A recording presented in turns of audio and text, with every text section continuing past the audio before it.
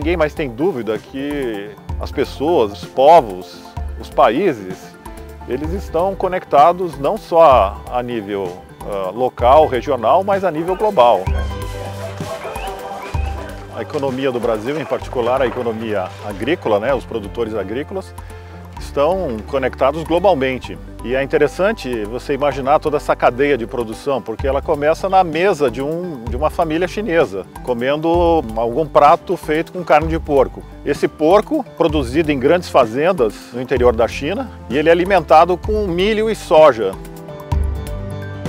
Essa soja, você pode imaginar que ela chegou num porto, num grande navio graneleiro, que partiu antes de um porto brasileiro. Aquela soja chegou através de caminhões que saíram lá do interior de uma terra de uma família de fazendeiros que se instalou nessa região há 10 anos atrás, que era uma região provavelmente coberta por florestas e que talvez mais tempo atrás tivesse sido ocupada por índios. Então dá para ver que o consumo de uma família na China vai ter um impacto na disputa pela terra entre agricultores e índios no interior do outro lado do mundo. Por exemplo, se as famílias na China elas resolvem comer mais carne de porco, os preços da soja devem subir, isso vai atrair mais agricultores e isso vai gerar uma expansão da área de soja plantada no Brasil.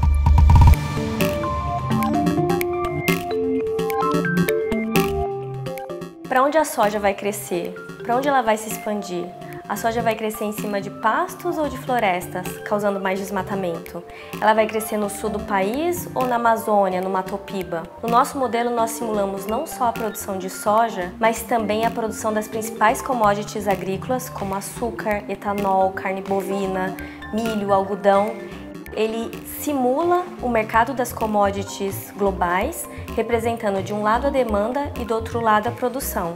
E todo modelo é um cálculo matemático que requer dados de entrada e parâmetros de ajuste. Os dados de entrada, nós incluímos as melhores informações às quais nós temos acesso, como por exemplo, o dado de cobertura e uso da terra do MapBiomas. E ajustamos os parâmetros com base nas séries históricas.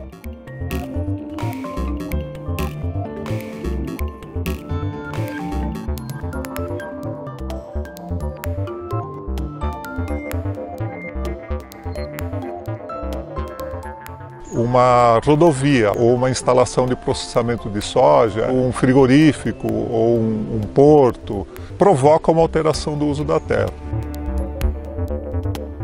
Agora, essa alteração de quanto vai mudar e como vai mudar, ela varia com várias outras variáveis. Então, se a gente, por exemplo, constrói uma estrada num lugar onde a gente só tem vegetação natural em volta, quase não tem uso agrícola nenhum, isso é uma infraestrutura que com certeza vai provocar uma alteração muito grande ao seu redor. Se a gente pensar no mesmo cenário, mas se parte dessa vegetação natural está protegida dentro de uma unidade de conservação, essa parte a gente sabe que estatisticamente tende a mudar muito menos.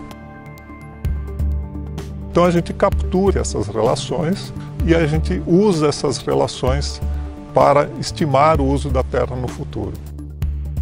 No Brasil a gente tem as áreas destinadas à preservação, que são divididas em dois grandes grupos, né? Que é áreas de uso sustentável, onde é possível explorar os recursos naturais de alguma forma, e as áreas de proteção integral, onde não é.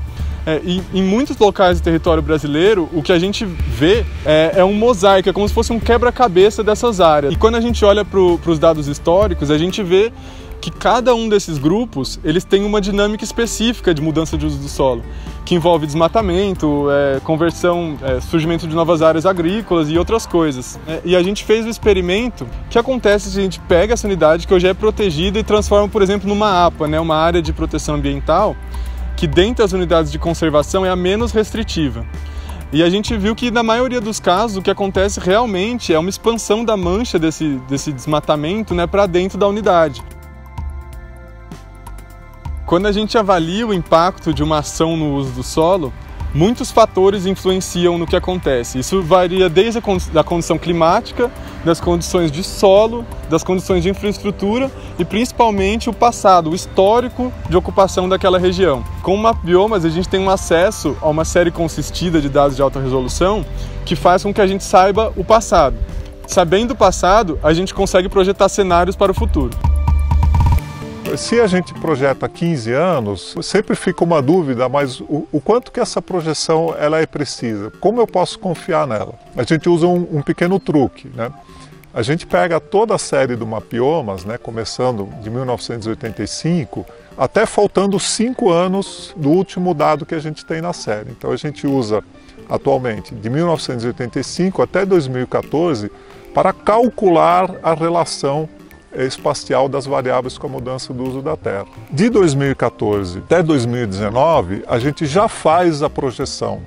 Só que essa projeção nesse período não é para o futuro, é para um passado recente. Como a gente tem nesse período os dados medidos pelo Mapbiomas, a gente sabe o que realmente aconteceu, se essas projeções elas são confiáveis nesses 5 anos, a gente acredita que elas também vão valer para o futuro. E no futuro a gente tem o quê? A gente tem as infraestruturas que ainda vão ser construídas, as estradas, os portos, vários efeitos, né, de decisões que são tomadas que podem levar áreas a serem protegidas ou desprotegidas ou as licenças para desmatamento ficarem mais fáceis ou mais difíceis.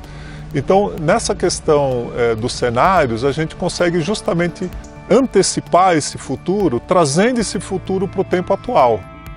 Político, um deputado no Congresso, ele não é um especialista em modelagem do uso da terra. Ele quer coisas concretas, ele quer saber, bom, quantas arrobas de carne a minha região vai deixar de produzir. O ambientalista, ele quer saber qual a área de cerrado que vai ser preservada e onde, né? Para mim não interessa nessa região, interessa aqui onde tem espécies ameaçadas. Então o objetivo último, né, desses estudos basicamente é ligar a tomada de decisões em Brasília ou em São Paulo, no Mato Grosso, diretamente a um estudo científico, à ciência.